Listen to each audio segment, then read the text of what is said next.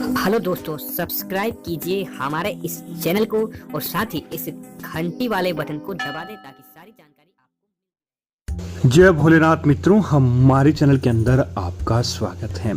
और दोस्तों, भोलेनाथ बहुत साधारण भक्ति से भी प्रसन्न हो जाते हैं। तो दोस्तों, कभी कभी उनको इतना क्रोध आ जाता है कि हम उनके क्रोध का सामना भी नहीं कर सकते।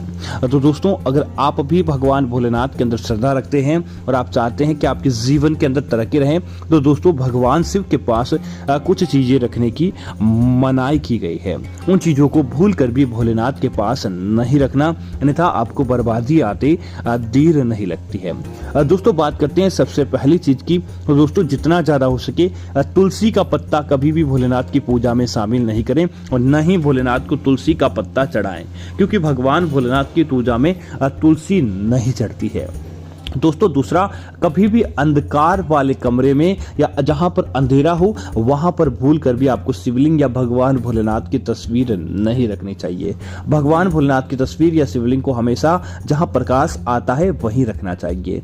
दोस्तों, दूसरा इस बात का ध्यान रखिए, अपने पितरों की तस्वीरों के साथ भोलेनाथ की तस्वीर या शिवलिंग भूल कर भी नहीं रखें, अन्यथा बर्बादी की तरफ आप चले जाते हैं।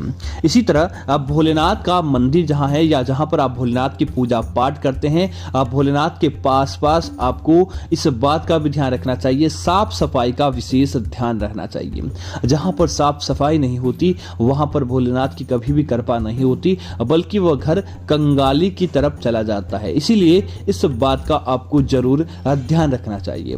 दोस्तों, भोलेनाथ जो किसी भी रूप में रहने वाले होते हैं, भोलेनाथ के पास जितना ज्यादा हो सके अब श्रृंगार की सामग्री हो या ऐश्वर्य की सामग्री हो, इन्हें आपको भोलेनाथ के पास नहीं रखना चाहिए, क्योंकि अब भोलेनाथ तो भास भस्म आदि से भी अपना श्रृंगार कर लेते हैं। तो आपको ऐसी चीजें उनके पास रखने से बचना चाहिए। सुहागिन महिलाएं इस बात का ध्यान रखिए, जब आप मासिक धर्म के अंदर हो उस समय आपको शिवलिंग की पूजा करने से बचना चाहिए।